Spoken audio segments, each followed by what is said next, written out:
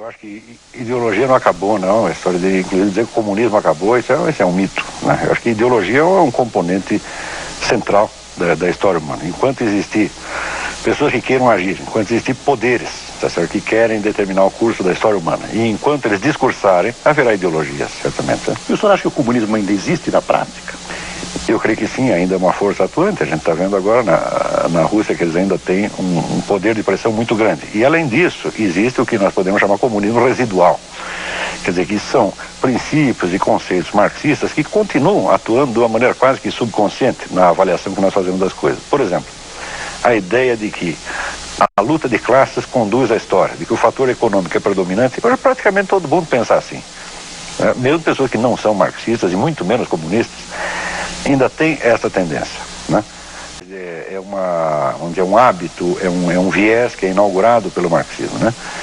E se torna uma coisa um pouco limitadora na medida onde as outras hipóteses são excluídas.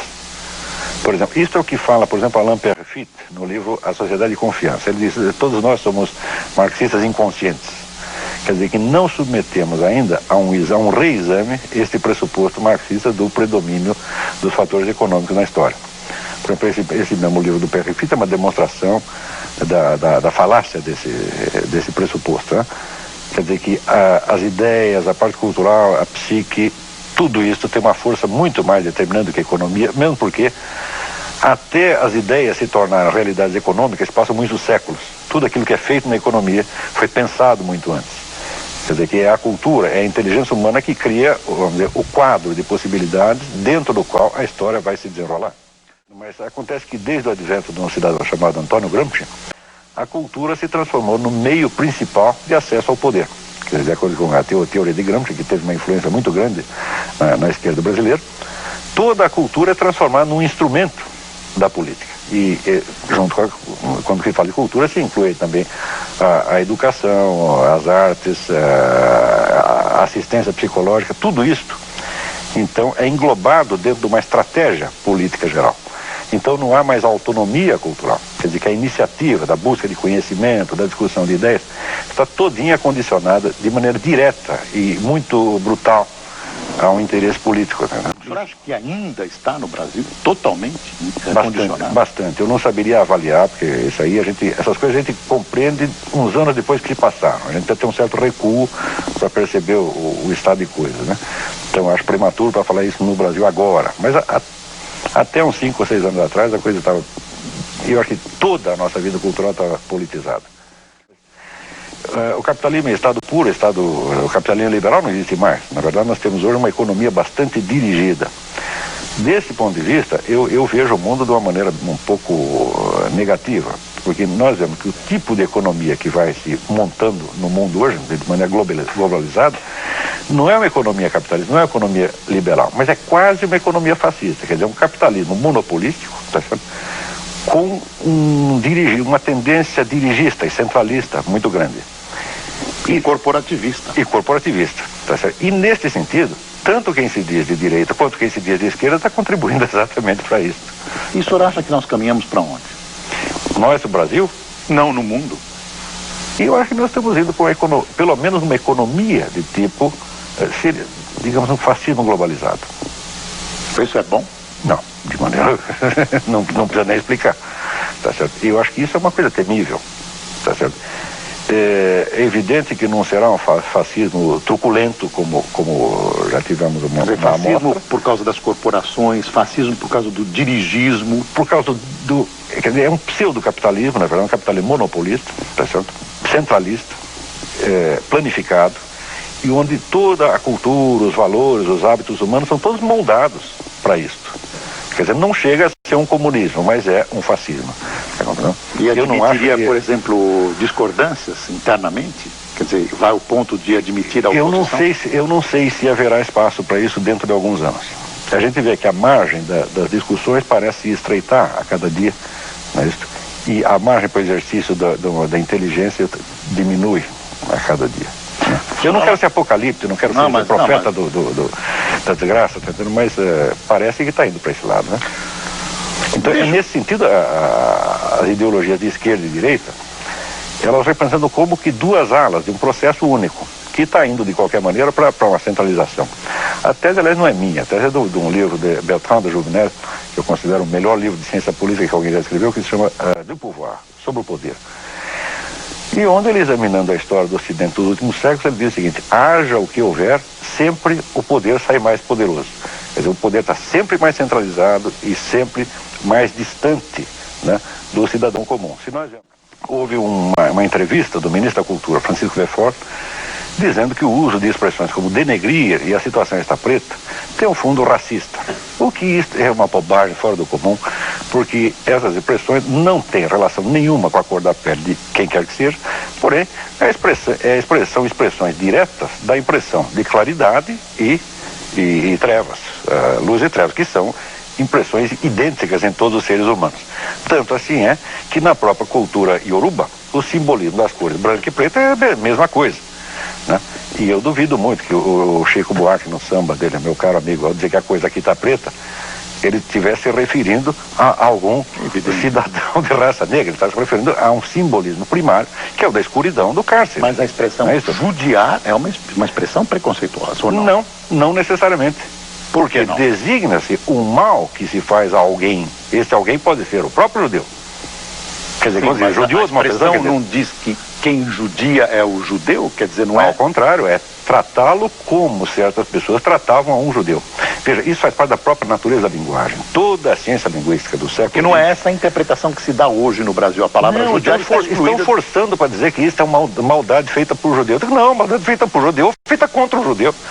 Ora, toda a ciência linguística do século XX prova que as palavras não têm significados fixos, grudados nelas de uma vez para sempre, mas que dependem sempre do contexto. Qualquer análise linguística tem que levar ao contexto. Então você não pode dizer que tal palavra, tá certo? Ela tem conotação racista. Por definição, não existe conotação fixa. Quer dizer, a hora que chega um ministro da Cultura e diz isso tem uma conotação racista, ele está mostrando que não conhece a língua, não conhece os princípios elementares da linguística. Conotação fixa é absolutamente impossível, porque conotação é precisamente aquilo que o sentido de uma palavra tem de variável. Professor, a denotação pode ser fixa, né? Mas a conotação, quer dizer, o valor associado, o valor subentendido, não pode ser fixo em hipótese alguma. Portanto, a mesma expressão pode ser usada com sentido racista ou com sentido não racista e até com o sentido contrário. Isso aí faz parte da mecânica natural da língua. Muito me espanta que tanta gente hoje ignore ou finja ignorar uma coisa dessa. Professor, o senhor manteve uma imensa polêmica com o reitor da PUC do Rio, porque 3 jovens escreveram um artigo num jornalzinho estudantil, o individualista. O indivíduo. E acabou havendo, e que foram considerados racistas, e evidentemente não são. Pelo menos a expressão no artigo deles não era racista, a meu ver. Não era absolutamente. Mas a época que aprendeu o jornalismo. A posição que eles defendiam lá era exatamente a posição tradicional brasileira que nós recebemos de Gilberto Freire e Darcy Ribeiro. Quer dizer, o Brasil não é uma sociedade multicultural como a americana, mas é uma sociedade mista, quer dizer, uma sociedade essencialmente mestiça. Tá certo? Nós temos quase metade da nossa população é mestiça. Ora, fica evidente que o problema das raças aí não se coloca de maneira idêntica ao que se coloca numa sociedade multicultural como a americana, onde há guetos separados, onde o pessoal de uma raça tem os seus representantes políticos, não conversa com o vizinho e assim por diante. Ou seja, o diálogo entre raças numa sociedade multicultural como os Estados Unidos é um diálogo político, feito através de seus representantes da sua elite. Agora, aqui não. Aqui o convívio das raças é feito diretamente. Para dizer como o rapaz do indivíduo, o editor do indivíduo, Pedro Sete Câmara, que é meu aluno, é para me entender, diz: o Brasil é o único país do mundo onde no programa árabe passa anúncio do programa judeu e vice-versa. É o único país do mundo onde o bairro árabe, por exemplo, no Rio de Janeiro, é o bairro judeu. Tá? E assim por diante. E a própria mestiçagem, quer dizer, se nós fôssemos realmente racistas, como é que conseguimos produzir 50% de mestiços? Né? Só se casaram com a pessoa de outra cor por vingança, para prejudicá-las, né? Tem pessoas que me perguntam contra quem ele vai casar. Só se foi isso. E os nossos grandes escritores, nós tínhamos conversado antes do programa, Machado de Assis. Mas exatamente. Machado de Assis, Cruz de Souza. Veja, já eram Cruz de Souza, Gonçalves Dias, quer dizer, já eram glórias no século passado. Já eram pessoas. Nessa polêmica, que eu não sei se acabou e como acabou, o jornalzinho foi apreendido, eles apanharam. Não, houve inicialmente um ato de violência que juntaram 100 militantes eu creio que insuflados em parte pela própria reitoria, tá certo? Ou se não foi, se a reitoria não insuflou, pelo menos foi conivente, e avançaram em 100 contra 3, quer dizer, um negócio de uma valentia extraordinária, né? O que eles escreveram literalmente era mais ou menos que havia negros que haviam escravizado negros. Isso é um fato histórico conhecido, porque a escravidão na África, ela existiu durante 1000 anos. E, note bem, quando no século passado a Inglaterra proibiu o tráfico, reprimiu o tráfico, quem se rebelou contra? Foram os potentados africanos, negros, do Sudão, que lucravam com isso e lutaram de armas em punho contra os ingleses para manter a escravidão. Ou seja, não só a libertação dos escravos, como a própria ideia de que as pessoas de todas as raças devem ter os mesmos direitos, esta é uma ideia da criação da civilização do Ocidente.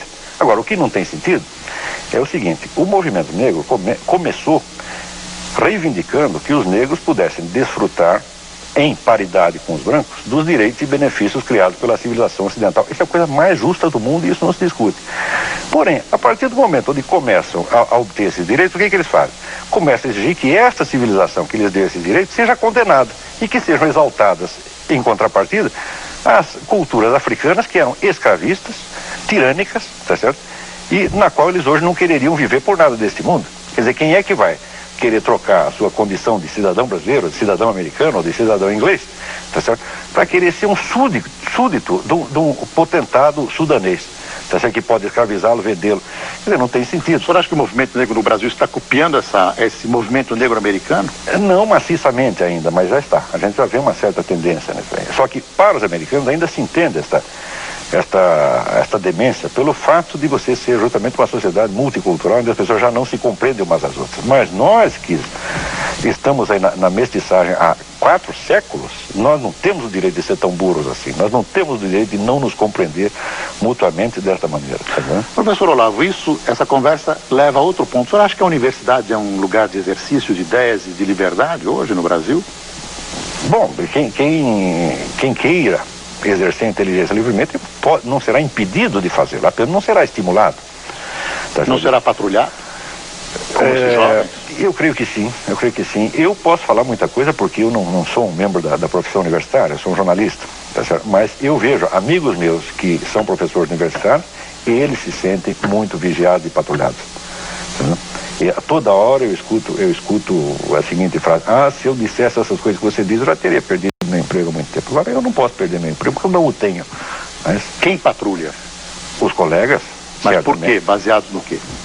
Primeiro no corporativismo, tá certo? E na intocabilidade da elite acadêmica. É curioso porque é a elite acadêmica mais vagabunda, mais baixa do mundo e a mais pretensiosa. A brasileira? A brasileira, certamente, porque se você pegar, por exemplo, o anuário da Enciclopédia Britânica, todo ano sai a lista dos prêmios científicos dados no mundo inteiro, tá certo? Nunca vi um brasileiro nessa lista. Ou seja, a produção científica e intelectual dessa gente é absolutamente ridícula, não tem peso no mundo, quer dizer, não tem autoridade nenhuma para falar, não são nada. Tá certo? E justamente por não ser nada, então fica se apegando, né, a este formalismo, a esta coisa boba, tá certo? Que as pessoas verdadeiramente grandes nunca tiveram. Um Gilberto Freire nunca teve isso, um Miguel Reale nunca teve isso. Você acha que a elite universitária não é muito parecida com a própria elite brasileira? Certamente. É um pessoal profundamente complexado. Né? Quer dizer, uma elite complexada que tem que se defender do intruso como se fosse uma ameaça. O intruso, o senhor diz que é o estrangeiro para a elite? Não, qualquer pessoa que queira opinar sobre o que quer que seja sem pedir o aval desta classe. Então, o senhor não vê liberdade na universidade brasileira? De maneira efetiva, não. Existe uma liberdade formal. Mas a liberdade igual a formal, americana, por exemplo, ou não? A liberdade formal não basta, é preciso também a condição real do exercício daquilo. Mas, quer dizer, se você diz, todos aqui têm liberdade de falar o que quiser, tá certo? Mas você tem uma pauta já predeterminada de assuntos, tá certo? E qualquer assunto fora disso, ninguém presta atenção, não adianta, é a mesma coisa que você não ter a liberdade de falar. Né? Professor... Primeiro, o preconceito é uma coisa, o racismo é outra. Quer dizer, o preconceito é uma atitude interior que você pode carregar dentro dele sem que você jamais saiba. Eu acho que o preconceito é um direito humano. Todo mundo tem direito a ter preconceito contra o que quiser. Tem um monte de pessoas que tem preconceito contra mim, eu não acho que elas estão erradas, não.